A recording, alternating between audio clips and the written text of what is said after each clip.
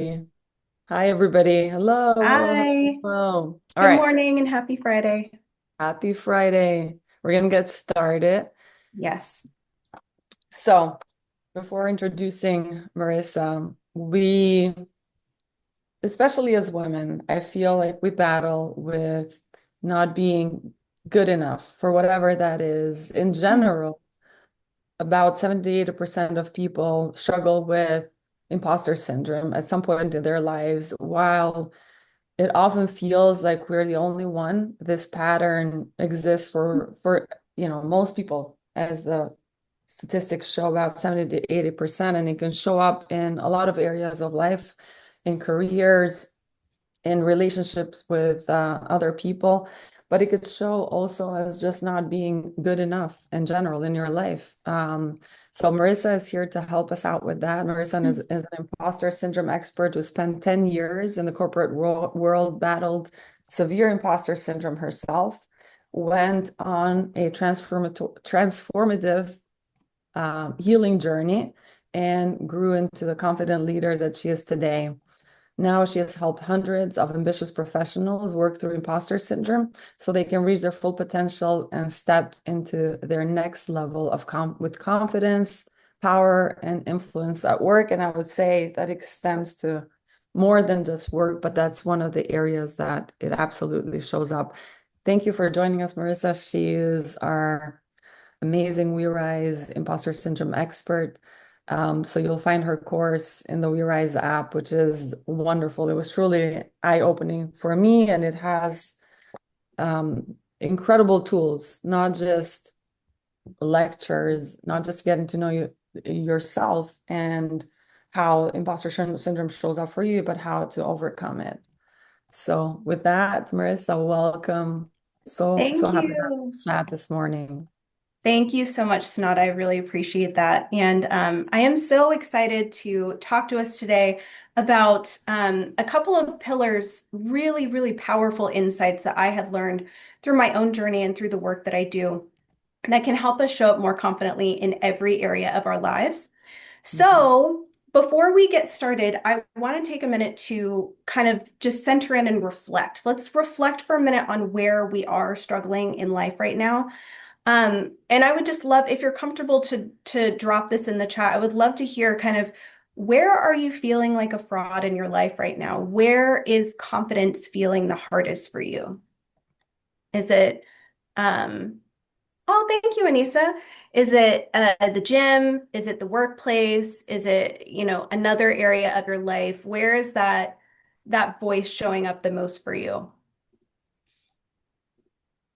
Yeah, and I mean, I think since we are, since a lot of Work. people have first gotten that introduction to WeRise and myself and to you through fitness, Hmm. sure that's not the only area, but a lot of the time I hear this a lot from, especially when you're a beginner, it feels like I don't belong here. You walk into the gym and you're just you very tentative at exploring Yes. them and exploring your body. You're in that space. So that's probably one of the, I guess, the easiest, or what we can kind of correlate it to, as it belongs pertains to like this, to the Yeah, fitness world. Um, and I know you absolutely. shared with me that you had that when you were first going to the gym, when you first stepped into Oh, that space. 100%. Yes. And I see in the chat, we have a couple of people saying work, work. Rosa, single mom, absolutely. We have a couple of people bringing up perimenopause, which I know is just a huge transition that we go through. And it So totally activates this different stage of life anxiety for us. But yes, Sanaa, you're so right. It's imposter syndrome, self-doubt, low confidence. It can show up in all of these different contexts of our lives. And I 100% struggled with this regarding the gym. I remember thinking to myself, well, I can see myself as a yoga girl, but not a gym girl. I feel like if I go to the gym, other people are going to notice that I don't know how to navigate it very well. They're going to see that I don't belong there.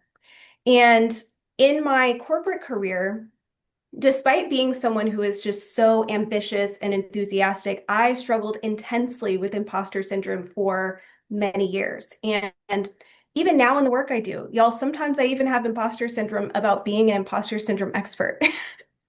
Mm, I've been doing this work for the last 3.5, 4 years, and I've worked with hundreds of people. And of course, I'm always going through my own development as well. And one of the most important things I've learned is that it is just plain human to have these painful experiences of self-doubt and deficiency and not belonging. And in order to move forward from that, we have to accept that there is no magical reality where you never have to feel those things again. You know, mm, it doesn't exist. The best thing you can do, what the most confident and successful people in the world are doing, is they have developed mental and emotional skills that help them move through these experiences. mhm, Not only that, but they don't treat these experiences, these feelings, like an emergency or like an indicator of something being wrong or like a permanent indicator of who they are and what they're capable of. They just move through these experiences of self-doubt with skills. And in my work, I have learned that there are two main tools that we can develop to navigate our life with confidence. And I just want to call out these things might feel like no-brainers to you, but we're going to talk about them in a different way than you might usually hear about them today. And these tools are having a true growth mindset and relying more on internal validation than external validation. So, with that, before we get too deep in, I just want to take a pause. Do me a favor and drop in the chat if you feel like you are a person who has a growth mindset. If when you hear that phrase, you just kind of automatically identify with that and go, oh, yeah, that's me. I care about growing, I care about expanding. Dawn, yes. Elizabeth, absolutely. That's me. Yes. Okay, so I can see we're all really identifying with this phrase. We all really feel like we have a growth mindset. Wonderful. Um, Follow-up question. Drop in the chat if you also struggle with things like feeling behind, feeling less than, comparing yourself to other people, wondering why you're not where they are, or spending a lot of time focusing on your mistakes or your weak areas or your deficiencies. Drop in the chat if these things are also ringing a bell for you. all of these things have Yes. definitely hit Feeling home behind for me, mostly. and it's definitely something that I've worked through. And you're so right. It's not a voice that you ever extinguish. It's always going to be there. It's like, how loud do you allow that voice to be? And Hmm. what proof do you show to that voice that you are not that, that you're not behind, that you're not lacking? For me, it always comes back to the proof. And I always talk about, and I'm sure you will as well, talk about the identity that we assume. So, Hmm. what identity do you always revert back to? Is it that person that I'm just not good at this, I'm not good enough, I um, don't belong in this room, whatever room that is, whether it's at the gym or the boardroom or anywhere really? Or do you lean into I am capable because I have receipts, I have proof of Hmm. this new identity that I want to allow to grow? Oh, is my presentation not sharing on the screen? We don't see it now. Oh, okay. Sorry, just a second. So now that's a wonderful point, and I actually have a whole story about that I'm going to share here in just a second. Let me. Okay, is it now showing? There we go. Yes. Okay, sorry, y'all. I didn't realize that we had to start everything over once I got in the webinar. Um, Okay, perfect. Yes, I want to share a similar story of a limiting identity that I have struggled with here in just a minute. And I think that this is a great lead into my first point. And this insight is one of the most important things that you can take from this workshop. If you really internalize this idea and apply this idea consistently, you will feel so much more confident and equipped on a regular basis. Um, through my work and my own journey, I have found that there is one really big thing happening with most people who consider themselves to be ambitious in some way, which is basically everyone in this room. And that is that they tend to believe that they already have a growth mindset, but they don't actually. They're confused about what that is. And here's why. We often believe that we have a growth mindset because we love learning or achieving. You know, we set ambitious goals for ourselves, whether that's in the gym or at work or in personal development in general, etc. We're always looking to try to expand in some way. And because we care so much, we're always focusing on our mistakes, our weak areas, our deficiencies, so Mhm. we can try to make those things better. And because of that, we feel very improvement minded. We feel that we have a growth mindset because we hear, well, you should always learn from your mistakes, right? But this is where we are making a mistake. Yes, loving, learning, and expanding as a person are absolutely important parts of having a growth mindset. But what a growth mindset actually means is having a reasonably high tolerance for failure and discomfort. This doesn't mean we love failure. This doesn't mean it doesn't affect us emotionally at all. This doesn't mean we don't get down in the dumps sometimes, but a reasonably high tolerance. And what that practically means is that you are able to emotionally tolerate witnessing yourself as a beginner and having other people witness you as a beginner, or emotionally tolerate having other people witness you in the messy middle, the process of growing or learning or improving at something. And I completely get that is a lot harder than it sounds. Mhm. Um, so like I said, it doesn't mean that it doesn't affect you at all, but I just mean it doesn't shatter your self-concept. It doesn't stop you from moving forward through the discomfort. So when you have the skill of a true growth mindset, you are able to use that skill to navigate through these tough experiences without fearing that your temporary, messy, unskilled, suboptimal performance in whatever area is some kind of permanent verdict or indicator about your ultimate potential as a person. And a And lot of the time, I think that failure or intolerance to failure might show up as being embarrassed to be that in front of others, yes, even more so that sometimes towards, and feeling that in our bodies.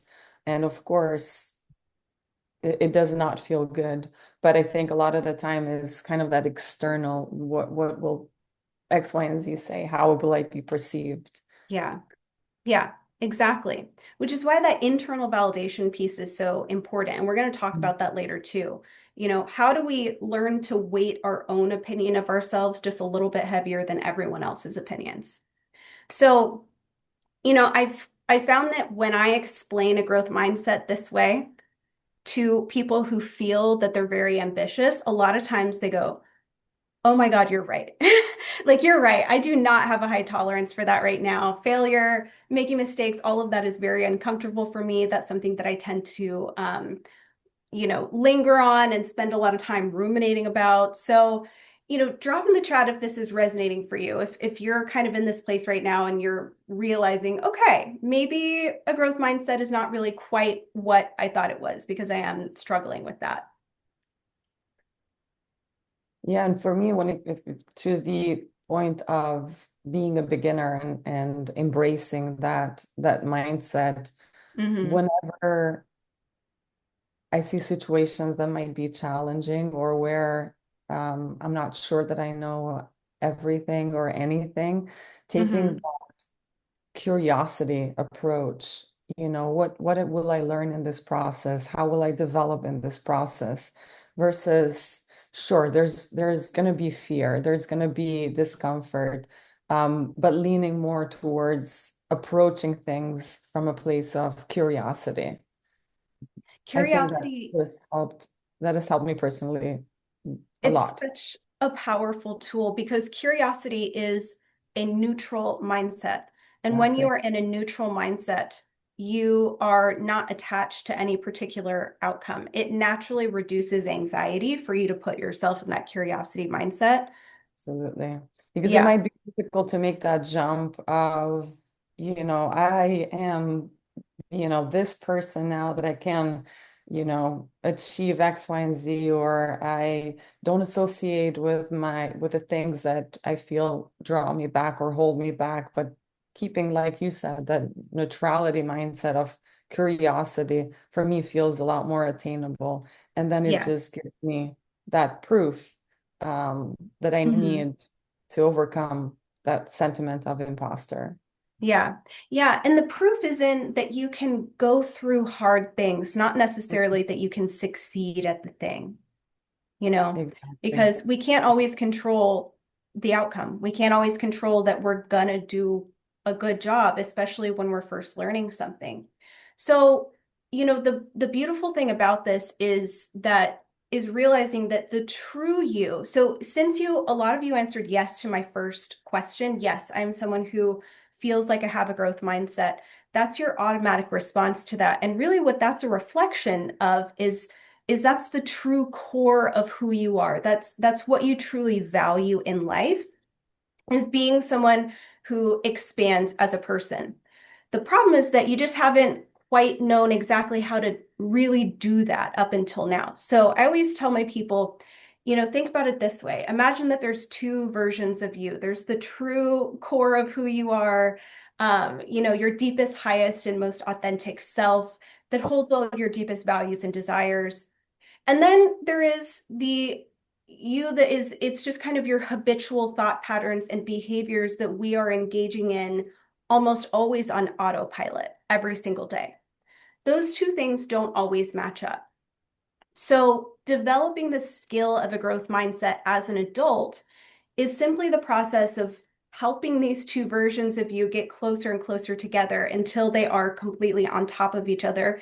And they're essentially the same thing, which means you are aligned. Your thoughts and behaviors generally match what you truly value in life.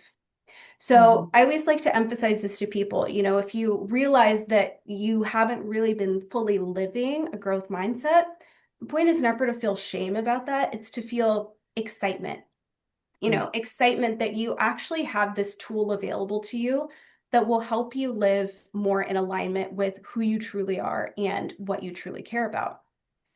And truly, this opportunity, it's an opportunity Yes, to find out and exactly. to, you know, yeah, that's exciting. So, Sanat, I feel like we've kind of been talking about this up until now. My first discussion question with you is, what do you think a growth mindset practically means, specifically in terms of strength and fitness development? And if you could also speak to just a little bit, how can someone who is just now starting in the gym and feels like I used to feel like I just don't belong here, everyone's going to notice, this is not for me, how do we work through that? Yeah, absolutely. It does. Like I said in the beginning, I think it shows up, especially when you're just starting out. And it can show up as you missed a workout, for example, like that's not necessarily information that speaks to your identity. That's misinformation. You missed a workout because that particular day you we're extremely busy. So not always leaning towards that negative aspect of whatever's occurring in your life. Um, you can show I'm weak at pull-ups or um, I'm incapable of doing X, Y, and Z exercise. You're just not there yet. You're just building towards that skill. So it's what you were saying, taking that beginner mentality and curiosity and seeing what you're able to achieve. Nobody suddenly started doing pull-ups from not having exercised ever before. They're probably Yeah. one of the most difficult exercises out there. I still struggle with them myself. But Mhm.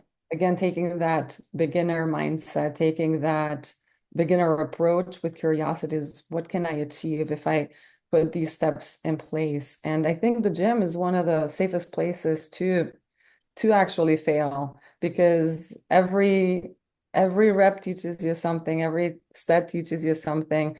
Mm-hmm. Um, when you hit a plateau, you're gonna have to figure out what else can you do to move past that. Um, Mm-hmm.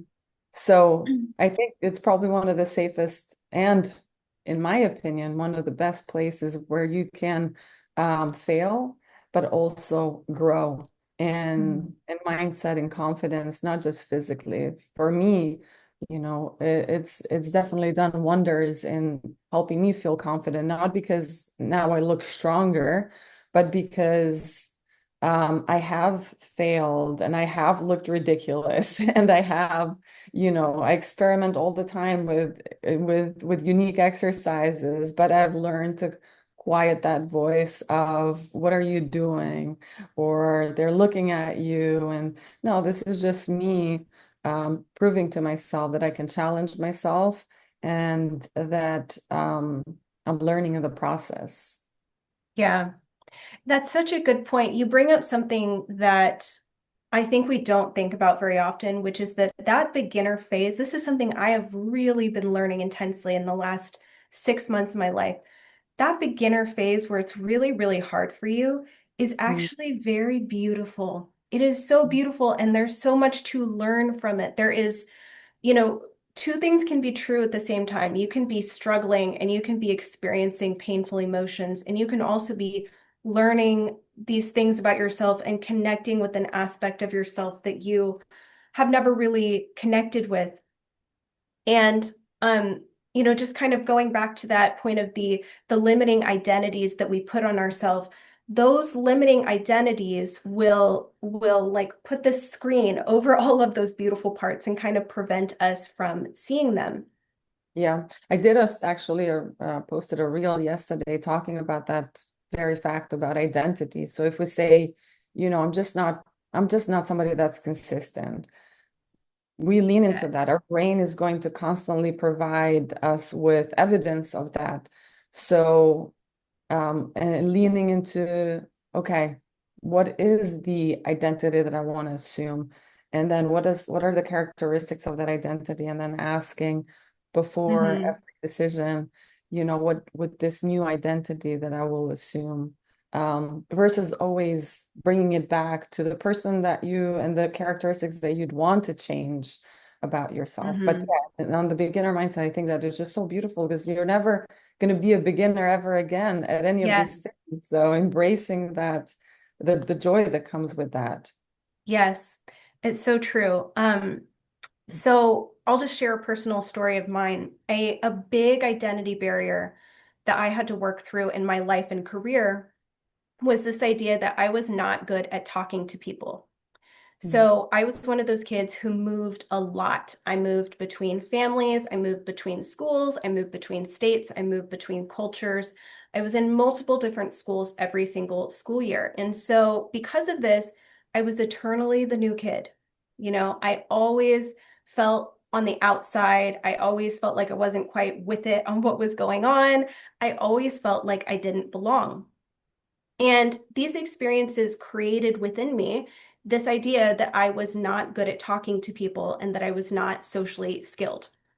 mm, So I carried this with me into my adulthood. And when I got into my career, again, I was so ambitious and enthusiastic and driven, but I continually reinforced this identity for myself. I decided that because I was not good at talking to people, I couldn't be good at public speaking in work scenarios. I couldn't be a good leader. That if I got opportunities to speak up, I would probably mess it up because of how anxious and awkward I was. There were so many ways that I limited myself based on this identity that I had assigned to myself. And through this journey, I found that me being bad at talking to people was never objectively true. In fact, that's literally all I do all day now. But because I personally treated it as true and I constantly referenced it and used this identity to make mm, sense of my experiences and prepare myself for experiences, I Mm. basically made it true with my actions. So, just take a minute to kind of reflect on what those limiting identities are that you might be putting on yourself. Whether this is in regards to fitness or career or any other area of your life, you can really zero in on what those limiting identities are by, like Sonata said, looking at what your habitual self-talk looks like every day. So Mm. I was constantly repeating to myself all day long things like, you're so awkward, you're so weird. Why did you say it that way? You said it wrong. Yeah. So anytime you say, I'm just not the type of person who, I'm just not a gym girly, or I'm just not a consistent person, or I'm just not good at XYZ thing. Or even the opposite, you're so fill in the blank. What do you tell yourself that you are just so much of? We Yeah. actually It say is our limiting identities to ourselves all the time.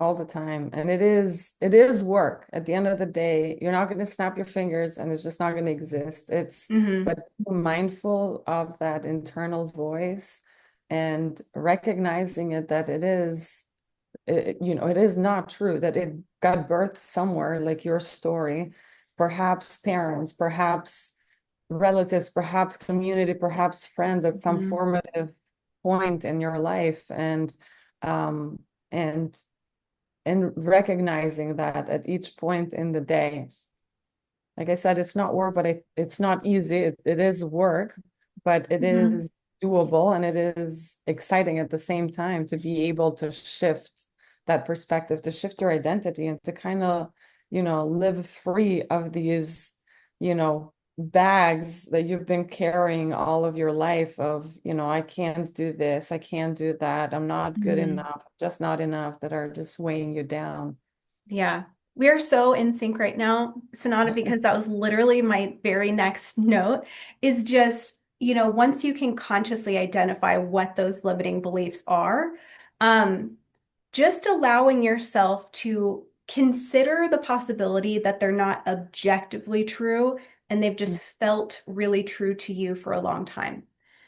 Exactly. It's not, realizing this is not going to just immediately solve your problem. That's super unrealistic, but what it does is it starts to inspire that first loosening. Mm, It starts to, it's that first crack in the door where you can see the light on the other side and you're like, "Oh, maybe I actually am that type of person." mm, So, allowing these new insights into yourself is going to allow you to start growing and blooming because you're allowing yourself to believe something different. mm, And doing that is really important for this next idea of allowing our accomplishments to count. And I want to phrase this in a way that's a little different from how you normally hear it, because I think this is something that we hear all the time. And what we do is we push this advice through what I call the motivational fluff filter. We hear it and we go, yeah, that sounds sweet and nice, and that's what I should do, but I just can't. And the reason that we can't is because we don't actually understand the deeper purpose of it. We still think that focusing on our weaknesses is the best strategy, and that, allowing our accomplishments to count is just like a fluffy, nice idea.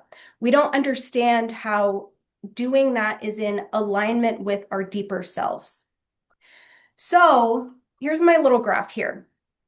What I have found among high performing and ambitious people is that we have this mental habit that is often happening on autopilot where anything that you do well, any successes that you have are something that you just consider baseline, default, you know? This means it's not really worthy of celebration. It's not something that you're going to internalize as a gift or a talent or success or progress, because we hold the bar so, so high for ourselves. If we do anything well, we go, well, that's what I expected myself. So I feel like I just kind of met the minimum standard. And therefore, I should now shove that thing to the side and focus on everything that is below the bar, the things that I may have done wrong or my weak areas. Because again, it's this logic of, well, that's how you improve as a person. You focus on your weak areas, you improve them. Well, when we operate this way, what happens is there's really nothing that can be above this line. You won't process anything as above this line because the only options you're giving yourself are it's either baseline or I've got to fix it. So you don't Mhm. allow your accomplishments to count mentally. So just curious, would love to hear in the chat if this is sounding relatable to you. If any of you just caught yourself and realized, oh, that is kind of how I've been thinking about it. A Um, lot of the time, I feel like if you're struggling with this, is when you have anything that's above the baseline, then it's not you, it was luck, or it yes. was a circumstance. Yeah, it is such a good thing to challenge ourselves with. Yeah. We do it without realizing. Exactly. We're constantly explaining these things away. And the problem with this mental habit is that you will never actually develop further as a person. You can't develop your strengths because you won't acknowledge them in the first place, you Mm-hmm. know? And that, Mm-hmm. of course, is very much in conflict with the core of who you are. We already identified that you're the type of person who loves to expand, but you're not allowing yourself to expand because you won't allow yourself to see those things. So here's a helpful visual that I have found. Instead of imagining this bar for yourself that's all the way up here and just having tunnel vision and only seeing where you're falling short and where you're not hitting the bar, you need to switch your perspective and start seeing the tiniest, smallest amounts of progress in your life as this beautiful spark that you are supposed to be tending to and caring for so that it can grow into something larger and more substantial and more shiny. Emily's Mm-hmm. like, love that. Yeah, this Yeah. is this is fun. It's so visual metaphors are so helpful because you can always kind of return to this image. And I Mm-hmm. do really mean as tiny as possible, guys. Think of a tiny little baby spark. So you showing up at the gym when you didn't quite feel like it is a beautiful spark of self-discipline and self-love and self-respect. You doing a single additional rep on the weight is a beautiful spark of growing your strength. Mm-hmm. You speaking up in the meeting at work when you were nervous to take that risk is a beautiful spark of becoming someone who is more comfortable taking risks being seen. And if you continue to take care of that spark and tend to that spark and give it some oxygen, maybe Mm-hmm. that spark is going to grow into the larger flame that's going to allow you to go have that hard conversation that you know you need to have, or go ask for that increase in your compensation. Mm. I love what Ariel said here. My boss told me once that I do not realize how much I do and how amazing my work is. She said, as so As soon as as I'm done with something. as soon as I'm done with something, I move in to the next thing, and I should take a minute to take it all in and congratulate myself. I thought, wow, this woman finally sees me, and it's so beautiful that somebody else sees us and acknowledges us, but to see ourselves and to see that for ourselves, I think it's an even bigger deal a lot of the time because we are so used to um, diminishing ourselves. Hmm. So we don't give that power back to ourselves to be able to see how, amazing, we all are, how amazing Ariel you are in what you do. So it's beautiful to receive that external Yeah. validation, but to also give it to yourself. Yes. Yeah, Yeah. that is true leadership. That is amazing. Yeah. I love that for you, Ariel. I'm so glad that you had someone who took the time to say that to you. Mhm. And, something we have to remember is we have our little sparks here, right? But if you're mean to the spark, if you're mad at it for just being a tiny little spark right now and not being that full-grown, powerful fire of talent and ability that you want, then it's just going to die out, right? And the thing is, most of us are in this habit. We're always looking at things from the perspective of it's not good enough yet. And so our sparks die out. And we just continue to go through these cycles where we have these opportunities to nurture and develop certain strengths and abilities and habits, but we never act on it because we feel like it's not at the level that it should be yet. So this is the bind that we put ourselves in that keeps us stuck. It's this terrible catch-22 that we create for ourselves where we're like, well, I can't develop myself because I'm not good enough yet. You know what I mean? Yeah, absolutely. So a big part of developing a true growth mindset as an adult is consciously recalibrating your brain a little bit and consciously changing what information means the most to you. So, when we're in this place where we treat everything we do well as baseline or default, and we only focus on our mistakes and weak areas, here's your little visual to kind of help you understand what's happening. We are very, very heavily weighting negative information about ourselves and deciding that is the most important thing that we need to focus on. We're not at all focused on the positive information about ourselves. But I just want to tell you, and if you're an analytical thinker, maybe this is going to help you a lot today. It is not objectively true that negative information is more important. Gallup, which is one of the biggest, research firms in the world, especially around business stuff, Gallup did some research and found that when we focus more on our strengths than our weaknesses, we actually improve more in all areas of our lives, including our weaknesses. Everything goes up when we focus on our strengths. But when we just tunnel vision and hammer, hammer, hammer on our weak areas, hoping to bring those up a tiny notch, our strengths don't go up at all because we're neglecting them, right? So I think this is like a striking visual when we realize that Yeah. this, we get stuck in this pattern because we think it's what we should be doing, but it's actually not effective at all. So you Yeah. can release yourself from that. You can release yourself, and anytime you hear that voice in your brain that goes, "Oh, but I should, I should, I should," just remember that's a mental habit. It's not necessarily objectively true. Absolutely. And I think we are focused on those weaknesses or things we lack, almost like holding ourselves accountable is not the word, but prisoner to like that. Like if I don't keep that in mind, that I'm never going to improve. So if I don't keep these negative aspects, then I'm never going to overcome them. But this is just clearly shows that leaning into the strengths and looking at the growth aspects creates more of an impact. Yeah, You said it's exactly. more like releasing, like letting go of that Yes. mindset that I need to hold on to almost punish myself in a way. And Hmm. that rings very true for what I've Yeah. experienced in my life. And now Yeah. trying to lean even more so on my strengths and nurturing that spark. Just a quick story. Hmm. Like I am going on podcasts. It's like I'm sweating. I'm so nervous because again, in the back of my head, I'm this, you know, I kept nurturing the idea of being this shy, awkward girl that's from a different culture. And those were the stories that I kept telling myself because of my upbringing, because of the cultural shift.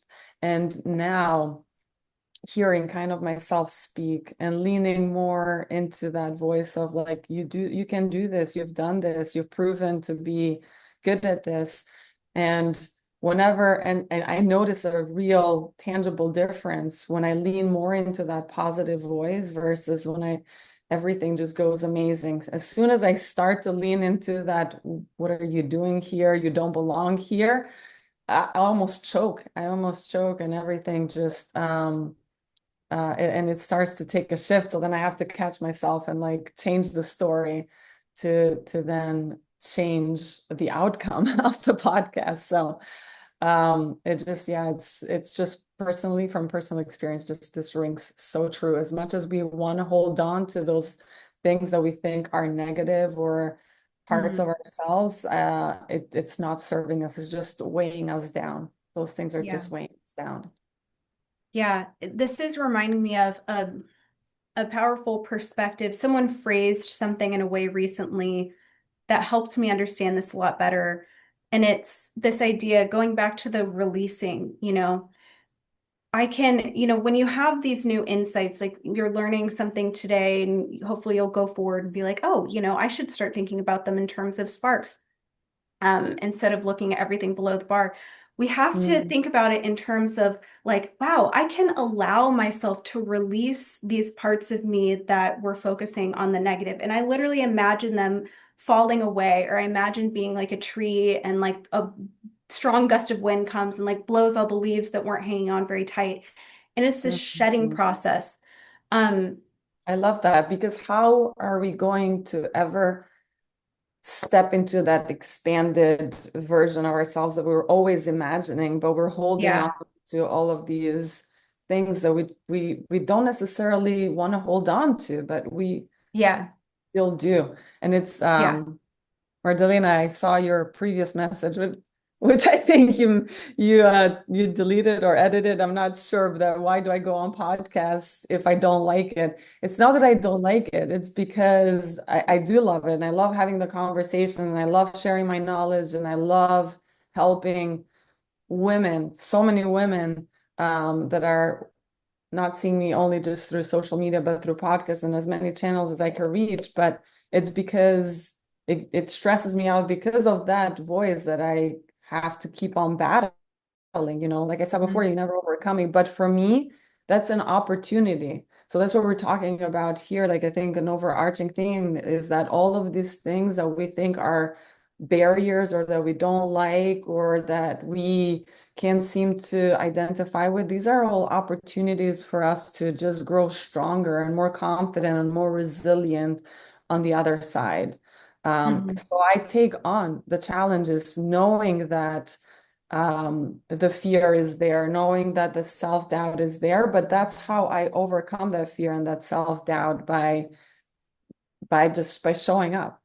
And that's Mhm. what you do, at work, and that's what you do at the gym. You just show up. Yeah, I love that. So it's actually a great lead into our next conversation. I know we'll, try and move through this little I won't section really interject quick. as much. Yeah, time check. So, oh, just so you know, guys, when you are dropping in the chat, make sure that your little blue box says to everyone, because some of you guys are sending only to hosts and panelists. But thank you, Dilky. Dilky said you're so inspiring, Sonata. Thank you, guys. You guys inspire me. Everybody is inspirational, honestly, in their own way. We can Yes. all learn something from each and every single one of us, and I believe that. So this brings us to our second tool that we have, which is internal validation. And I think this is an interesting point that we can talk about first. In order to understand what internal validation means, I want to say something about external validation first, because you guys will probably recognize what I'm talking about. There's this really obnoxious, unrealistic idea of this concept floating around popular culture. And it's this idea that there are people who are just so completely and utterly confident that they don't care what anyone ever thinks of them. They walk alone and they're this fabulous, badass lone wolf, and they never need external validation. And that is just such crap. It's not real. It's not a necessary idea. It's not realistic. And I bring that up because if you think that that's what you're shooting for, if you think that being someone who is confident and internally validated means that you can never care what anyone else thinks of you ever again, then you'll always feel like you're failing. You know, Mm, it's mhm. okay for our feelings to be hurt sometimes. That's just human. It doesn't mean you're not a confident person. And going back to Ariel, the message that you put in earlier is the perfect example of this. External validation can be a beautiful thing. We need each other.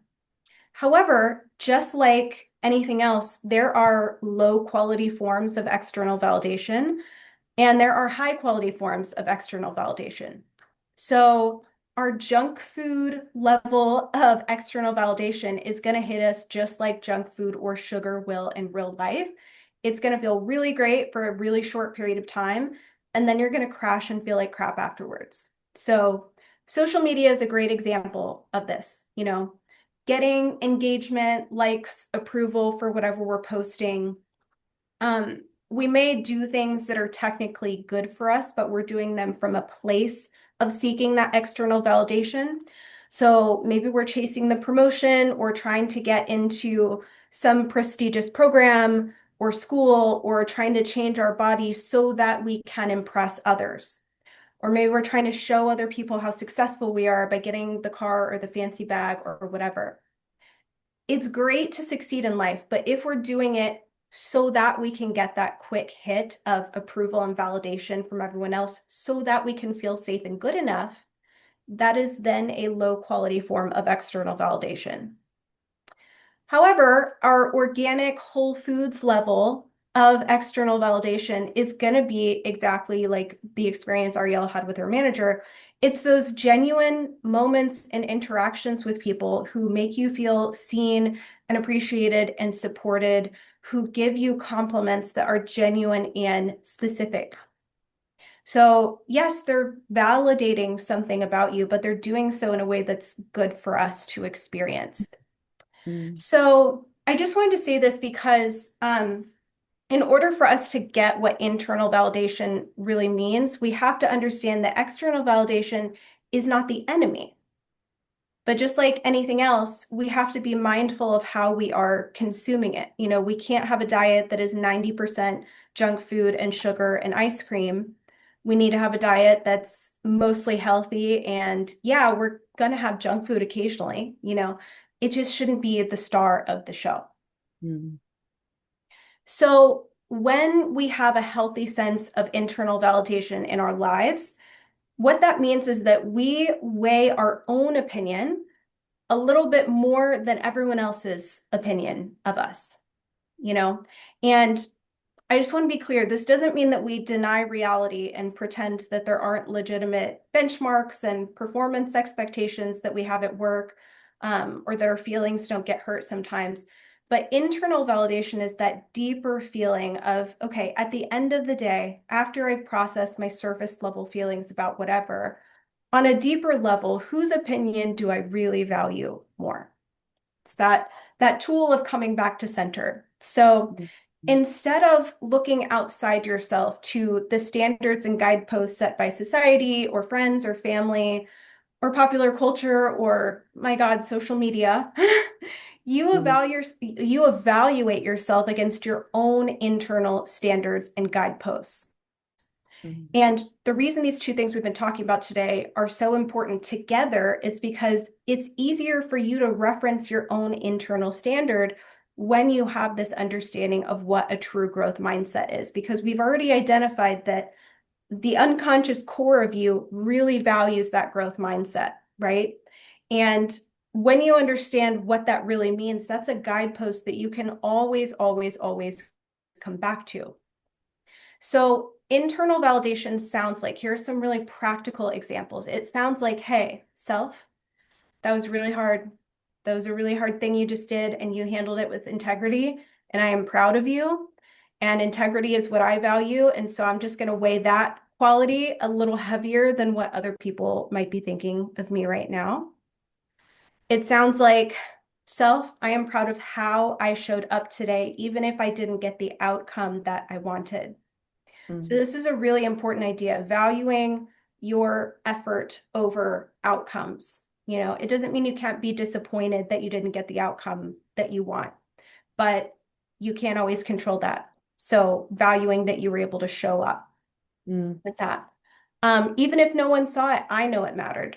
You know, reminding yourself that my actions don't need an audience to have value. I can know that they happened and I can center myself and you know, find validation in that.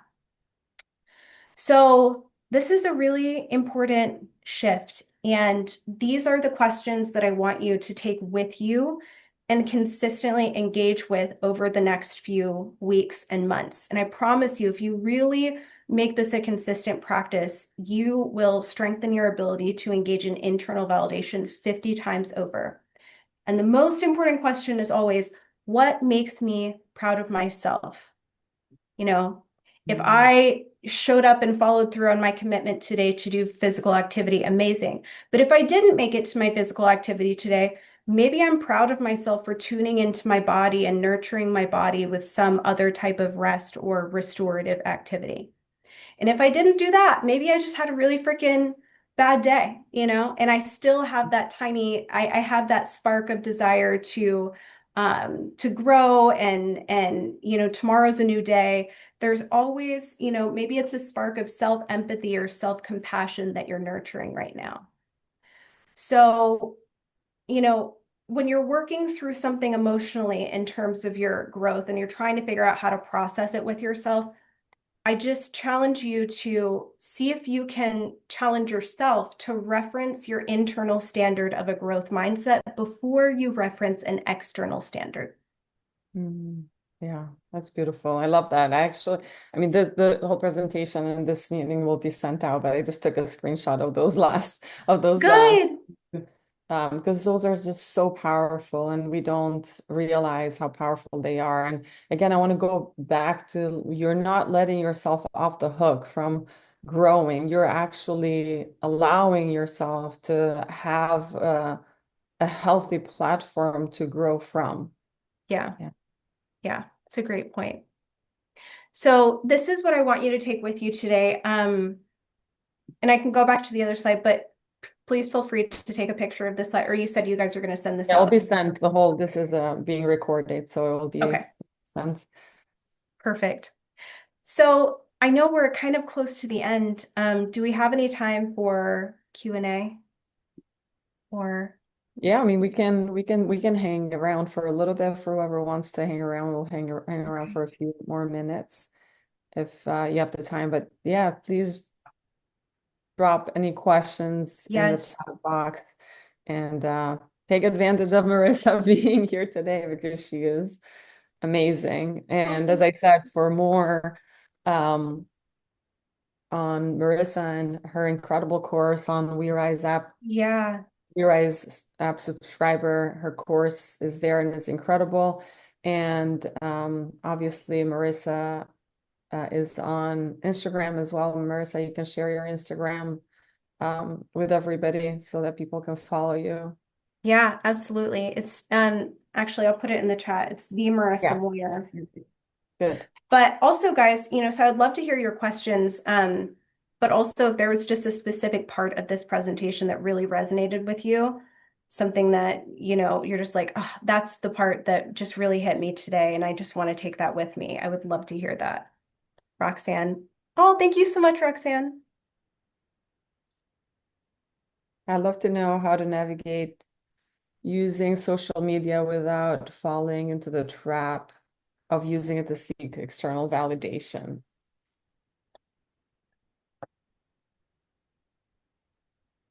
Take Do it you have away. thoughts on that, Senada? I feel like we both have different perspectives. I feel like Yeah, go ahead. fitness content on social media is challenging. It really Mm. activates a part of our brain. So what are your thoughts on that?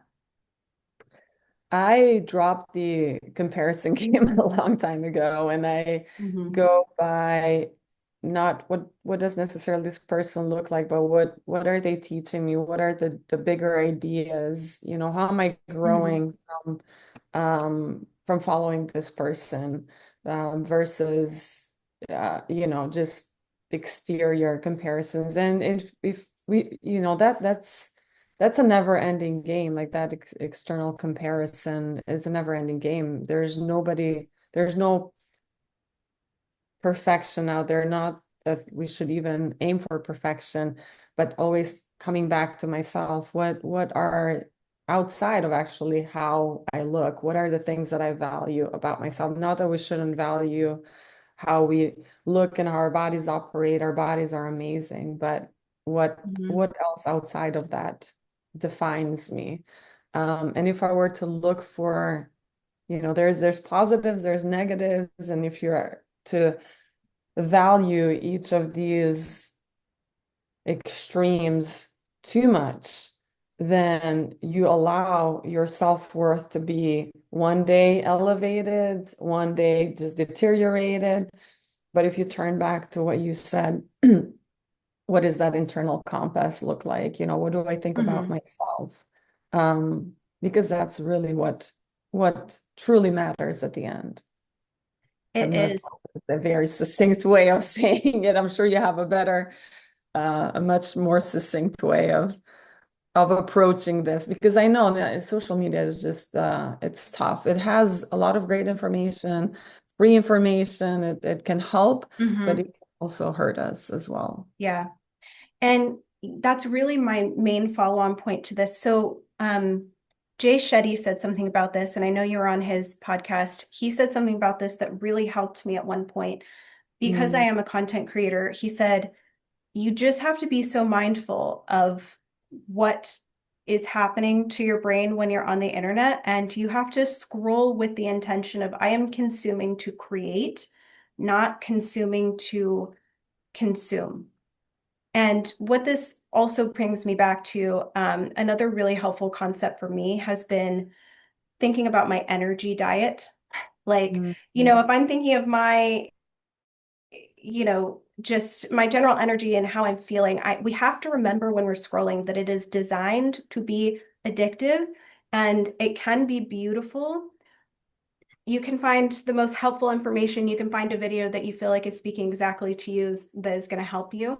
But you can also fall down into those really negative, conversations or areas. And you're like, why is my algorithm giving me this? And at that point, you have to be like, what's my energy diet right now? Like, what am I choosing to take into my energy field and let me mhm. redirect my attention? So that's what helps me. We have a few more. Yeah. So what advice would you let's start with? What advice would you give someone who always wants to grow and has goals, but often forgets to pause and acknowledge what they have already achieved? So I have another helpful visual for this because we talked about the sparks a lot in the presentation. And actually, let me just make us big and let me stop the share. Um, there's another perspective. So in addition to thinking about it in terms of sparks and remembering that graph of, when you focus on the good things that are happening, those things will grow. And it's like the snowball effect. When you're rolling a snowball, it just gets bigger and bigger and bigger. And I think the thing that stops us from acknowledging what we've achieved is this false belief that we have that if we do that, something bad is going to happen, or maybe that makes us arrogant, or, we shouldn't do that because we should be focusing on our weak areas. Mm, Sometimes we have to reinforce this with a little bit of logic and be like, I want to keep growing, right? And if I want to do that, I have to nurture what has already happened. This is mm, in direct service of my goals. So imagining that snowball getting bigger and bigger, or imagining that spark getting bigger and bigger, and imagining that, like, when you take the time to focus on those, you're fanning the flame a little bit and helping that shine more is really yeah, helpful for me. amazing. I love that. We have all right, yeah, we have a few more. Yes. Um, Yeah, I feel like Nancy, we just kind of helped or addressed that. I yeah. hope you find that helpful because I I know think this that is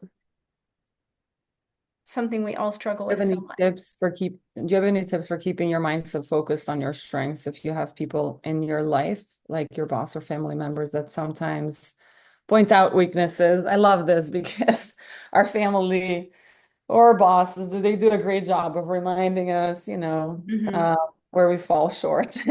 And not because, Yeah. it comes from a place of wanting to hurt us, but and they're thinking in their mind, like we're thinking in ours, that they're helping us. They're pushing us to Yes. overcome um these aspects of ourselves that they think we Hmm. need to grow. So that is yeah. Let's Exactly. talk quickly about that.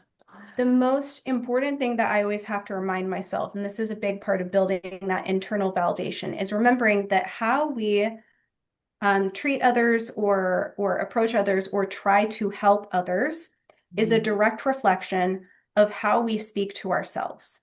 mm, So, I think a lot of times when we get that input from other people that might be critical or just not something that we really want to be experiencing, we're taking it really personal and we're going, oh, they're doing this because I'm not good enough. When in reality, they Mm, are trying to support you or, or just being blatantly critical because that's what they're doing to themselves.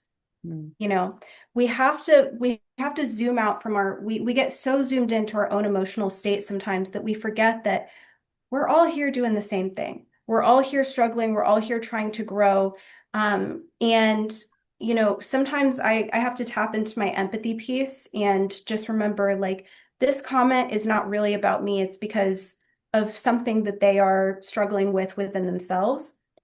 And that's something I can have empathy for. And so I'm just not going to put a lot of stock into that. I'm going to instead redirect towards what I think about and what I value about myself. And the internet has trained me for that too, because I'm sure just like you, Sana, I get comments all the time, but I always just think, you know, it's okay because I can't help everyone in the world. And, if someone is commenting something negative on my post, it just means that they're not at the place where this message is helpful for them. And I can look at that neutrally, yeah, be like, a that's okay. reflection.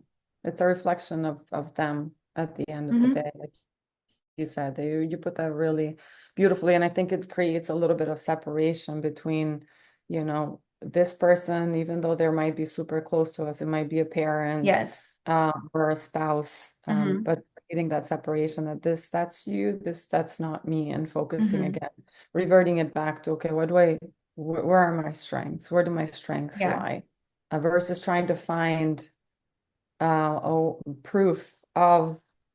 So if you're focusing on those strengths, focusing on what you bring to the table, so to speak, um, diminishes the power of Hmm. that external piece. Yeah. Because it starts with us. If we're focusing again on those negative aspects, the weaknesses, if you will, Hmm. we're going to find proof not just internally but externally as well. Yeah. So getting kind of that barrier. Yeah. And remembering too that most people are just reflecting back what they were taught. These are Exactly. all big, big chains. Our great great grandparents passed down beliefs to our great grandparents, passed down belief to our parents. We're all just doing the same thing that we were taught. So a big part of this work is getting some emotional distance from that and realizing this is not about me. This is just how like belief passing works. And I actually have this huge opportunity right now to kind of break that Break chain, the chain, So I exactly. can Break feel the that chain. empathy for why they might be saying something a Yeah. certain way, and then redirect to myself and the work that I'm doing on me. Yeah, and it's not even our job to necessarily make them see that, because it Yes, is hard to teach somebody great point. else, if they're not realizing it from within that, this is what you're doing, this is how you're influencing me, and not in a negative, you're not influencing me in a negative, in a positive way. It's influencing, you Yeah, can't, it's yeah, almost impossible unless that person comes to that realization themselves. So yes. like you said, just looking at that with compassion and understanding that it's coming from a place of trauma or hurt or generational Belief issues, systems. Yeah. systems, whatever they may be, versus internal, versus something that, yeah, we have I more. know they're stacking up. Yeah, I'll let you manage this and just pick the next one. um Try to nurture, don't compare much to social media, but more in the real world when entering the gym or the office or when going out with my friends. So it's about, just quickly, it's about being able to nurture the spark, but it doesn't get affected so much by social media, but more real life situations like going to the gym or the office or Mm-mm. friends. Um, Yeah, I have insight on this, and this is a perspective shift that has really helped me, and has helped a lot of people, I think. It's to kind of, again, we get so zoomed into our own emotional state that sometimes we need to zoom out from it and look at it from a little bit more distance. And I always say, this is not to encourage shame in any way. It's just to help you get a different perspective on what you're doing. When we compare ourselves to other people and we feel less than other people, it's because we're looking at them going, they have stuff that I don't have and they have quality and they're doing better than I am. We don't realize that what we're doing is we're actually kind of objectifying them a little bit. You know, we are oversimplifying them. We are taking away their complexity and their layers and deciding, well, they just have these positive qualities that I think I want. It must have been easy for them. It must be easy for them. And sometimes we have to recalibrate and remind ourselves that everyone is complex. Everyone has had their journey. Everyone has had their failures and, deeply painful moments that we just can't see. We can't see the full complexity of everyone at every time. So just reminding yourself, like, I don't know their life. I don't know Yeah. their journey. Like, I don't know. We all present ourselves socially in a way that reflects on, who we are at that time and how we're dealing with whatever's going on in our lives. You're not seeing the full picture of that person. It is, when you sit back and think about it and we compare, this might be cliche, but we compare somebody's, chapter 20 with our chapter 1 in some Yes. situations, or we compare, we don't know what this person's history, like the traumas or the lack of traumas, or how they were brought up, or the culture to now ourselves. Like, how can we even compare, apples to, Hmm. I don't know, Yeah. to animals. I don't know. It's just Yeah. when you sit back and think about it, and like it happens a lot in social media that you get kind of thrown in your Hmm. face.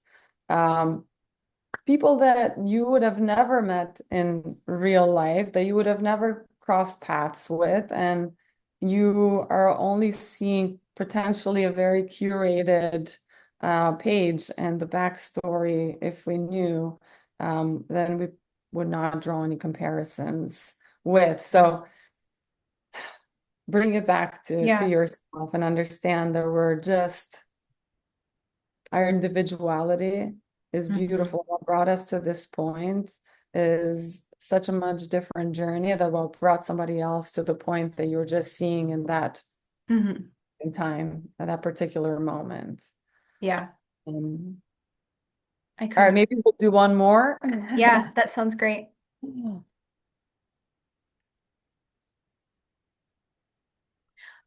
Do we need a measurement system at all? I kind of like this question, internal or external, like money, body, looks. Isn't it possible to only be and enjoy? Yes. I love Absolutely. this concept. And sometimes you have to like check yourself and reorient a little bit.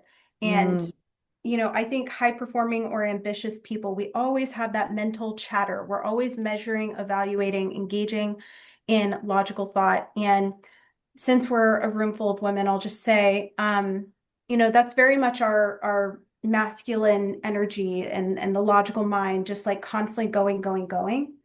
I really think it's a beautiful thing to allow ourselves to just be in that beautiful feminine flowy state sometimes of like existing. we're not evaluating anything. We're just Yeah. being and we're just being beautiful and that's wonderful. I think I think you if you're able to just exist and be content and happy and joyful and allow other people to do the same, then you've reached the level of enlightenment that I would like to reach. Yeah. If we're just completely content with everything. But unfortunately, we are human and we have this again, like generations of information and trauma and pain body, if you will, if you believe in that. Um, that we're dealing with and things that we've been taught along the way. You go to school and you get compared. So of course you're Mhm. gonna learn the comparison game. Um, so it is only human. So allow yourself grace that we do all compare, but then realize what is you, what is that higher self, what is that that version of you inside that knows the truth, that internal compass versus somebody else's So understanding that and then allowing Mhm. that to guide you. But if you can achieve that state where you're completely content and That's what happy we're all working and for. peaceful, that's exactly. Yeah, It's a beautiful place to be. You don't have to compare. No, you don't yeah, have to. Um, but I think should we leave it at that? I think that was yeah. it. There Thank was you so much, one Nancy. one thing here that somebody says that they're working on presenting new ideas and concepts in markets, but have a hard time having people see them and they see past them, literally looking past them to the booth left and right. So Hmm. how may you suggest pushing past this emotional negative effect? Hmm. We'll close it with that because I think that's powerful. This is interesting. I'm really not familiar with this line of work. I guess, do you mean, Catherine, even if you're like literally waving like, "Hi, this is my booth." Yeah, I'm not like I'm quite sure. here. I think what she means is people are not acknowledging perhaps or Hmm. seeing her or seeing the ideas that she's bringing to the table. Yeah. That's tough, especially in a place of work because the conversations are a little bit different than, with so yeah, that's what she means is somebody not seeing her and her work Hmm. and literally looking past her. I would, and perhaps, I might be wrong. I'm not a psychologist or anything like that. Just how do you see, I would ask yourself, how do you see yourself in those moments? What are you, when you're showing up, are you showing up from a place of fear? Are these people going to look past me? So have you made up your mind about the people that you're presenting to?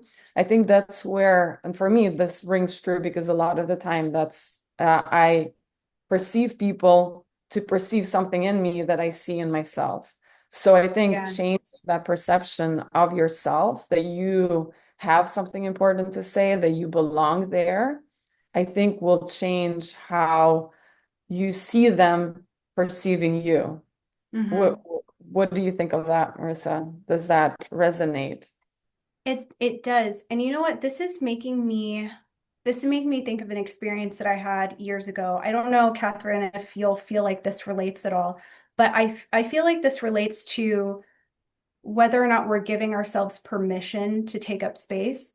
Um, Mm, mm, so years ago, when I first got with my husband, he's, already pretty like developed and successful. And I would go to events with him, and I noticed that people were always coming up and talking to him. And even if I was standing right there, people would not mm, acknowledge me. They mm, wouldn't say hi, and he would just get all caught up in the conversation. And I really started to get frustrated over this. So I was like, this is rude, like why are people not acknowledging me? They don't see me.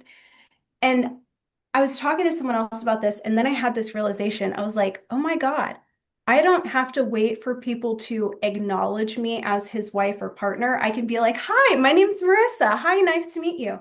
And I can literally insert myself in the conversation and make myself important.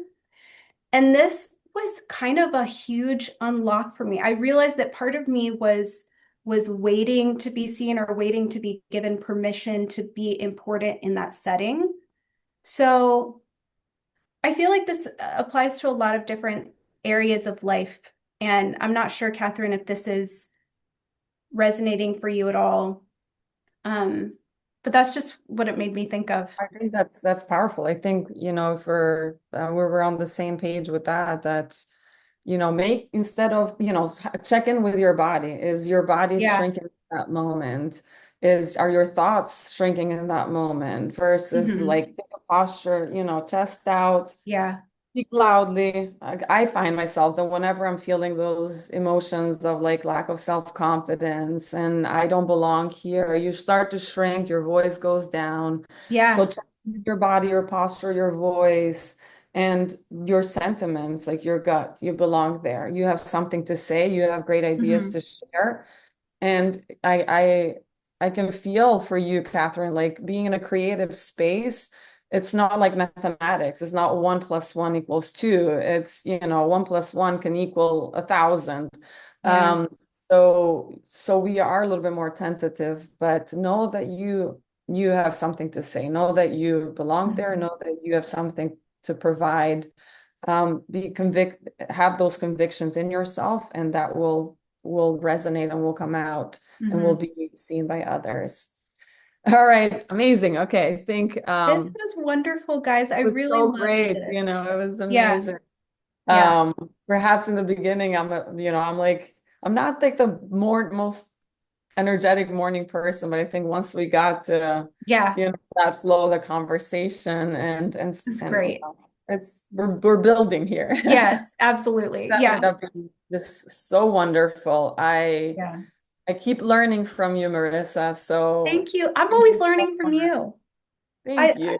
I love seeing you on my feed. So yeah, this was wonderful. I love And seeing you too. If Instagram was actually showing me the people that I follow, so I know. frustrated, but we can't change it. So I know. we can be frustrated about things we can't change. I Yeah. gotta Yeah. keep you out intentionally. Yeah. Yeah. The All right. algorithm's always changing. So Have an amazing weekend. yes. Bye, And thank you, everyone. Marissa. Of Everybody course. have an amazing weekend. Enjoy and Okay. we'll be seeing each other. Bye. Absolutely. Okay. Bye, everyone. Mwah.